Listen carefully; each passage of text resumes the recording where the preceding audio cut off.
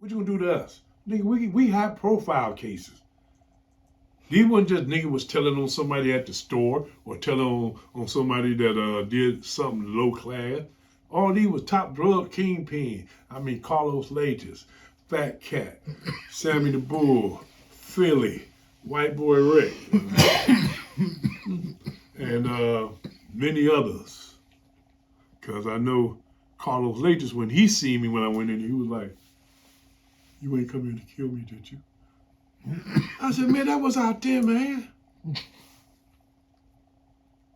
You not. That was out there. You not in Colombian no more now. You flew your ass over here and they forced you down. Now you a prisoner. You telling on Pablo. You telling on Noé. You telling on everybody, boy. They gonna protect you." But you can bet one thing: if Pablo can find some way to get you, but nope, they got Pablo. They killed him, man. I was like, damn. So how did you even get in that circle? The Pablo circle. Oh, well, getting drugs straight from him. We did favors for him, or should I say I did a favor for him, and he was like, "I like you big black guy. Ooh, you big." He said, "Y'all just terrified person just looking at y'all. And plus, we can't get our money from homeboy over there in the state." I'm like, "What?" He said, "Yeah, the young boys." I said, "Yeah." He said, "Do you know that?" I said, "Yep, I know him." He said, "Man, can you get the money from him? You want the money or you want his life?" "I'm good." He said, "Take his life. Take his life." So he sent his boy back over here, Mike. That's all I could give you, Mike. I give you, no, but I can't because I ain't gonna get into that. But Mike came over and he found us the 50 keys. And he said, "Here." Okay. Rick was like, might as well write Rick at the time. He was like, "Man, y'all sure y'all want to do this, Boone?" I said, "Hell yeah. Shit." Money is money. I don't know that nigga that well, other than to know who he is, but hey, if you got a contract on you and it's good enough for me to take you out, I'm gonna take you out. Because she only had to pay so much for those 50 because the other part was free because he wanted us to grab for homeboy. So he rides with us. Me and Mark was in the car when we pulled up on the nigga. He was at the car wash. But the dummy had stupid enough to sit down at the bus stop. We pulled up in the van, and I reached out and grabbed his ass. Go! He tried to tussle with me, but I got his ass. I said, "Hold still, motherfucker." When the sun. Nate Boonecraft sits down for a series of in-depth interviews for a docu-series detailing his life. Boone was only 9 years old when he began violently exerting his will in the neighborhood before being placed in the juvenile system. After a stint in the military as a part of an Army Ranger Special Forces unit, Boone became a hitman for hire for the notorious Detroit street gang known as the Best Friends. After the Best Friends murdered his younger brother, Boone, who was already on his way to prison for murder, decided to cooperate with authorities against the men who he felt were responsible. His plan was to attempt to kill them once they were all inside the prison system. Once inside, Boone continued wreaking carnage. Only his feuds were not only with the prison guards and his rivals, but also with notorious criminals from all over the country. Battered, bruised, and scarred, Boone still remains one of the last ones standing. So he decided to share Hitman. Go! He tried to tussle with me, but I got his ass. I said, "Hold still, motherfucker." And Mike was like, not Mark, but Mike, the Colombian, he was like, "Yeah, but you don't want to pay us." So they started talking. We sitting there. I'm sitting back there in the back, Mark driving. And he starts talking about, no, man, I got your shit. You ain't got nothing on you? No, I got it in my car. The club was talking about, I don't want it. We came for your life. What, you thought we wasn't going to reach over here and get you when you supposed to send us that money? You talking about we got to wait? You got the game fucked up. So he was on the phone talking to whoever he was talking to. I was like, man, hey, Mark, go all the way out 7 Mile to Woodward. We're going to dump his body by the police station. Hey, man, I can hear y'all. Nigga, you sitting right there next to me?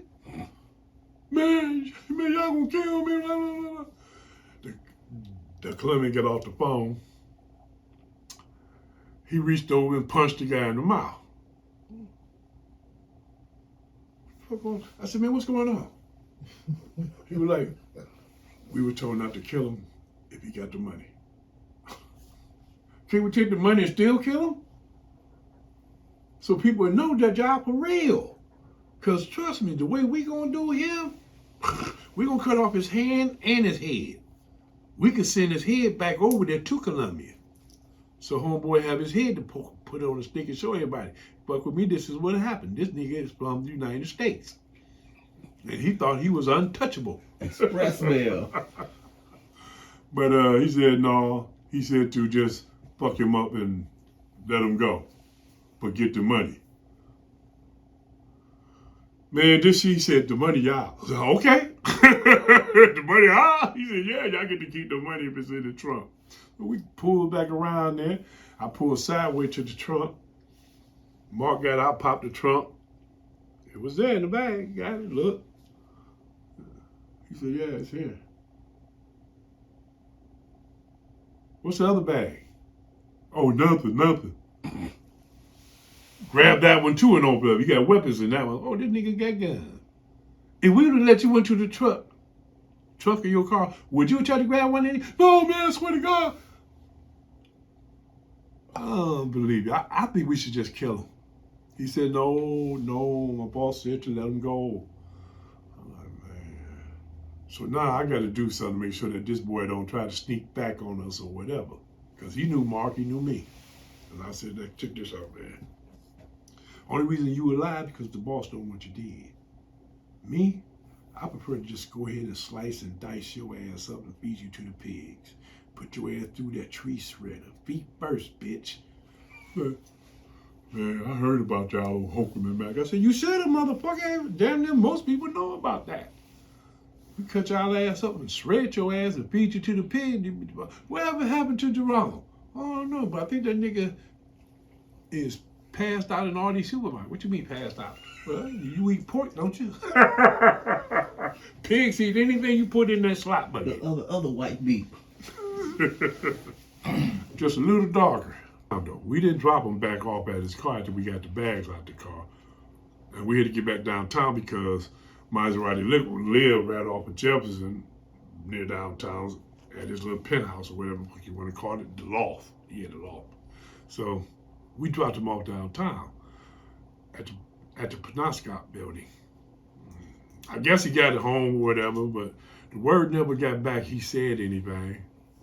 Even though deep down we heard that he was telling us, yeah, man, don't motherfuckers snatch me, man, but everything cool though, man. You know, we not gonna go after them. I like breathing. I said, I wish he would have said that they gonna come after us. We would have went after all them motherfuckers.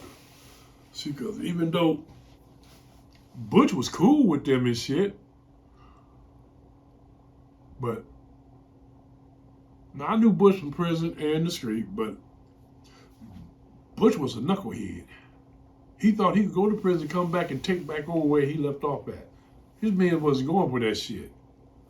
That's why when he got caught up the next time, I heard that he turned snitch.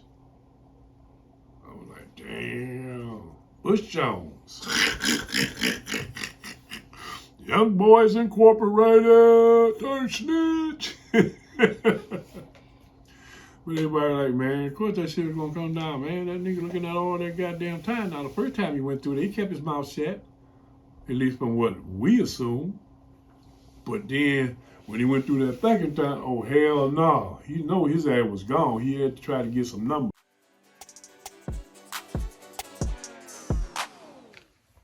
I don't think niggas realize, dog, how big this nigga is, dog.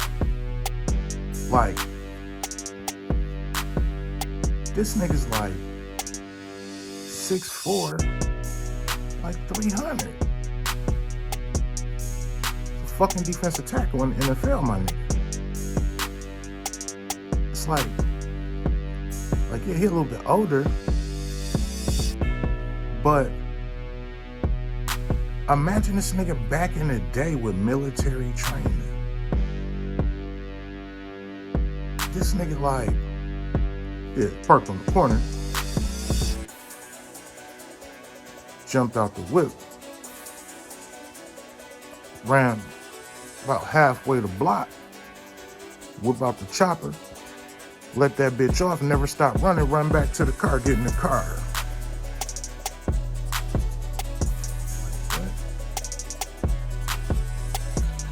Like, that sound like a workout, my nigga.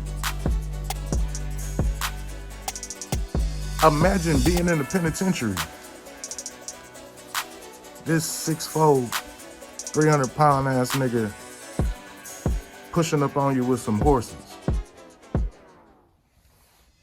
Like, that nigga was in that bitch butchering niggas, dog.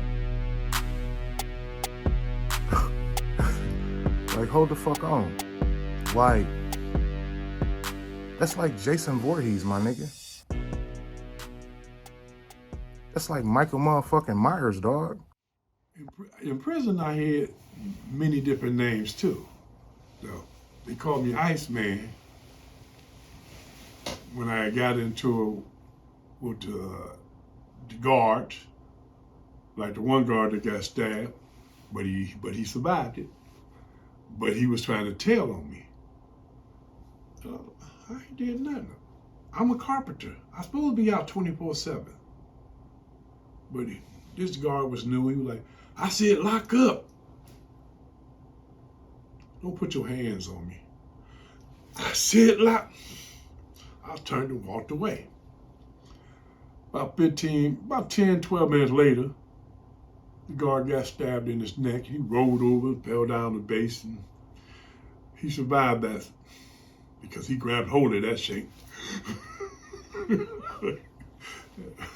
But he survived it, and then the guards came back to my cell. I was in cell 31, third, and I had already got rid of everything, the clothing and everything I had on.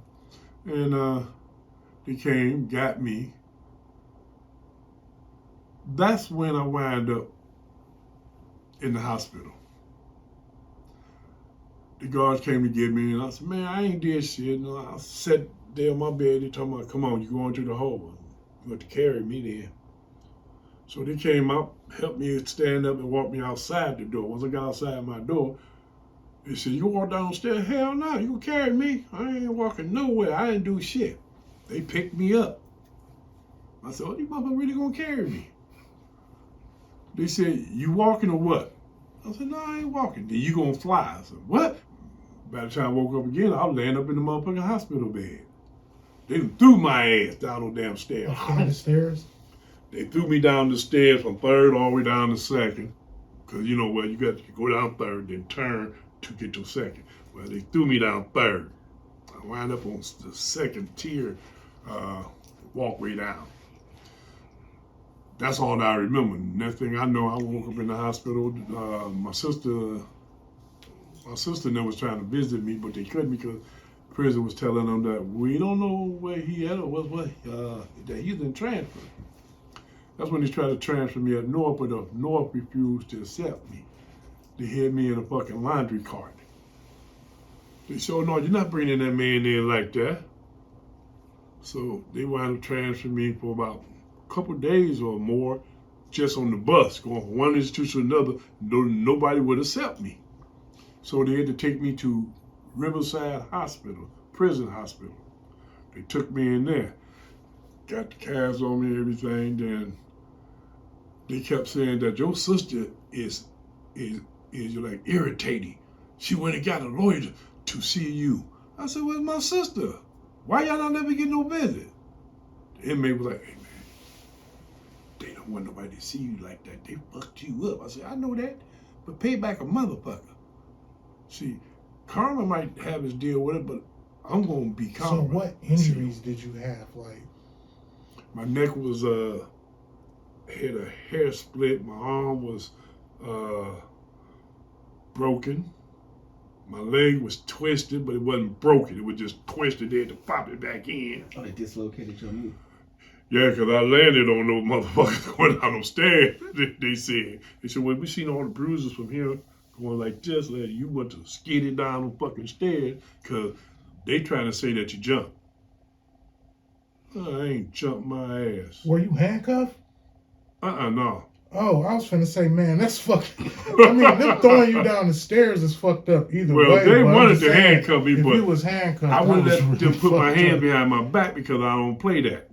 And by me being so big at that time, my wings was out.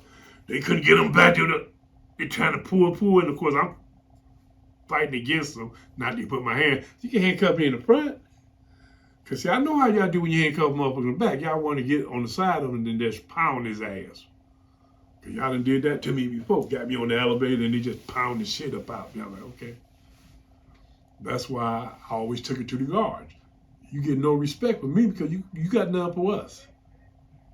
3 days you motherfucker didn't feed me in that hole.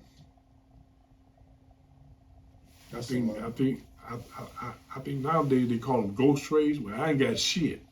Not a damn tray. They come past and just look and keep walking.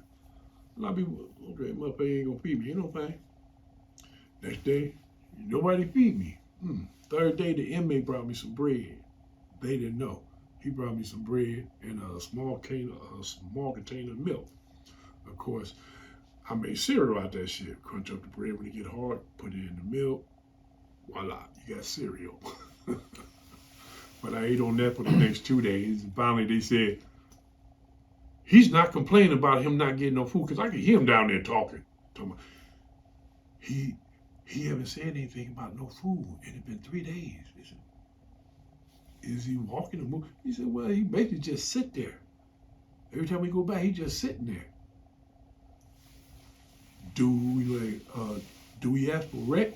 No, he said. We asked him, do you want rec? And he wouldn't say anything. He just sit there with his arm folded, looking straight ahead. That's when they made me go see a psych. Well, they didn't make me go see a psych. They brought the psych to the door. And I had to talk to him through the door. He was like, you being wrong? Why you looking like that? I said, it's the way I look. What's your intention when you get out? Big one snigger like he's like, is you planning on doing anything about it? You want me to give you an answer to that so you can keep me locked up longer or transfer me or whatever you want to do if I answer that question. Well, I don't answer questions. He was like, well, Mr. Crab, this is off the record.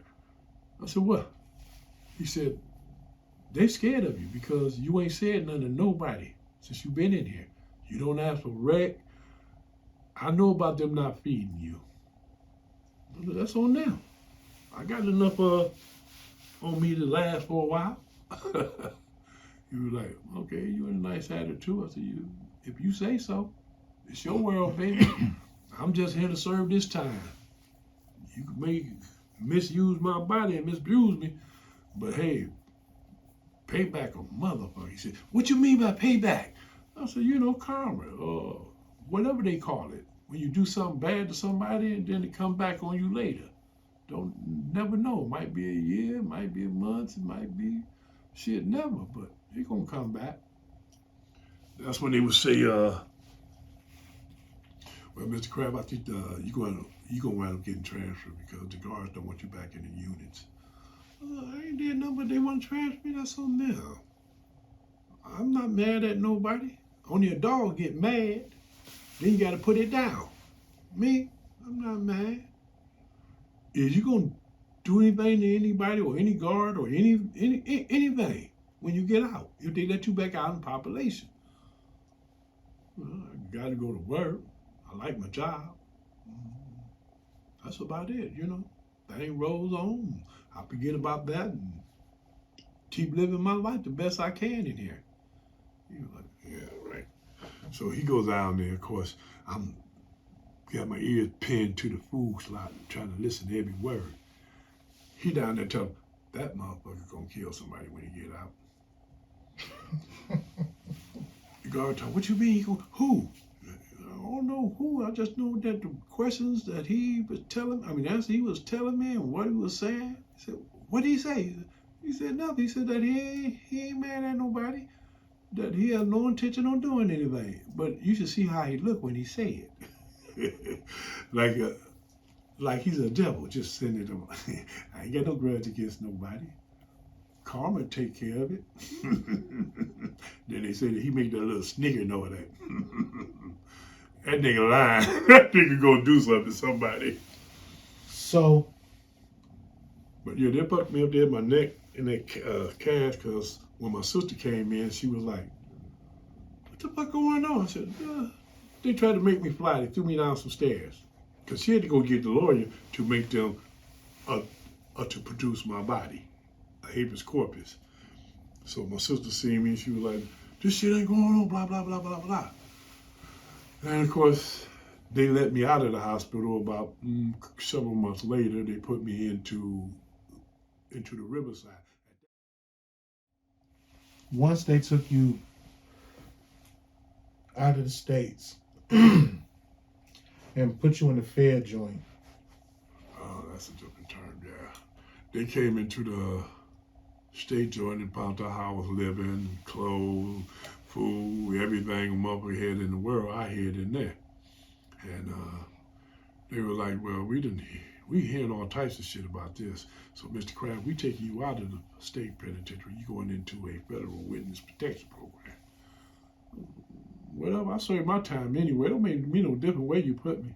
I'm gonna do my time. You were like, yeah, well, this is a witness unit, the first step. I said, oh, okay. Like y'all got the white boy, he said. Something like that. Mm-hmm. So, of course, I goes in. They put me in, what was it? Minnesota. Yeah, I think it was Minnesota. I would have to look at my paperwork to see which one. But yeah, they put me there, which had a hospital. And Jim Baker was there, and all them people with, status in life. They were wind up there. He was in the hospital too. He was helping out in there. That's when I found out that Jim got some sugar in his tank. But he did his thing. Hey, you like to do things like that, that's on you. Shit. Who is Jim Baker? Like now I got Jim Baker is that Tammy Baker? Jim Baker, when they get busted for the church people, yeah. Yeah, Jim Baker. I just passed out, dog. That's where he was at. And ran into him, with nobody I would talk to or be hanging with him, but I knew who he was. But then when I found out what he was doing, I was like, whoa, you gotta stay away from me, man. You doing shit like that, boy. Take your teeth out your mouth, and you got a mouthful of yeah. Damn. I guess since he's a pervert any goddamn way, shit, it ain't no different way how he do it. How he get off, boy. Who he doing it for his protection. Because I'm over come through there and they be scared and they want to try to find somebody to protect them. So they'll do some shit for some bullshit. Even though he had a little change that he was, buying shit from people for commissary. But So the Fed joint was where the more high profile cases would go. Okay. That was snitching. that was rats, stoolies, or whatever the fuck people want to call them. Okay.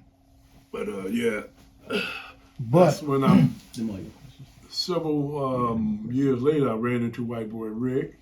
What's that boy name? Sammy the Bull. Philly. Philly I knew because we did some shit together out in the street. But Sammy had sent word down to me that I shouldn't be hanging with Philly. And I sent word back to them, I hang with the fuck I want to hang with. Talking about, you know that Sammy the Bull? I don't give a fuck who he is. so The Fat Cat was out of New York. He had sent his friend down there to see if he could fight me or whatever because of White Boy Rick. White Boy Rick had went and told Fat Cat who I was.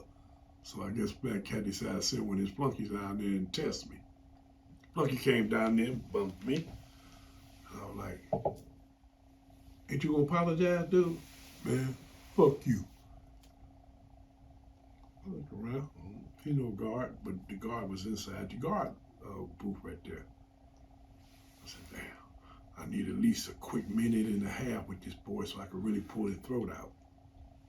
So I stepped up closer to him. I said, what'd you say?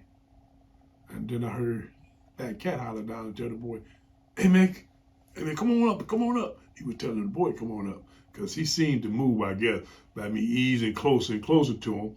And the only thing I would do was just reach in there, put it to his throat, and twist it. Bitch, you got me fucked up. I just had to, and she give somebody else up just to get off that murder. But Fat Cat did go up there, and I looked at white boy Ricky. He go back in his cell.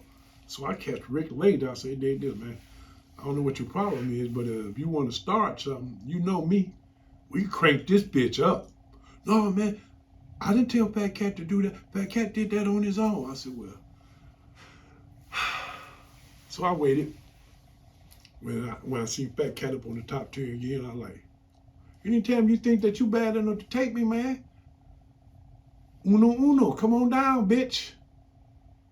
You were like, man, ain't nobody scared of you. Ain't nobody scared of you. Don't be scared of me, please don't. I'm a human being just like you is. I bleed just like you is. So, of course, I go back to my cell. Philly came over there and told me, he said, man, that cat got a horse. I said, me too. You ain't the only way I know how to make a horse a shank. So I go back out there. I'm sitting at the table. I got my shit up my sleeve. I'm waiting for him to bring his punk ass down. Of course, I guess Rick might have said, so I don't know what the deal was, but somebody must have said something to the boy because the boy stayed the fuck away from me. All that time I was in that little prison, he stayed the fuck away. But of course, you know, people talk, and I hear words about what him and Rick was doing, retagging cars and shit. In fact, and that shit was Fat Cat playing. I said, yeah, because the shit hit the fan, Fat Cat gonna give your ass up. He done got you involved in doing this shit. You need to keep your nose clean, boy, because they gonna send you back to the board. And the board get hold to that, well, you doing this in here and you ain't learned nothing. Keep your nose up out of these fools' business. You think they, just because he's named Fat Cat and he the big dope dealer out of New York, he's a big snitch out of New York. Told on his motherfucking own close associate and anybody he could tell on. So basically, they stayed the fuck away from me. Rick worked in the kitchen at the time, and I worked in Unicorn. So I stayed away from them. As long as they don't say shit to me, you're cool. But anytime you want to try to sneak up on me, come on. I like down there by the shower. Can't nobody see down that way. Come on down that way. And I always kept an eye out anyway, just in case somebody grew balls. So the tension, so it was tension there. Yeah. It was tension. It was definitely tension there. And I can't remember how I got kicked out of that unit.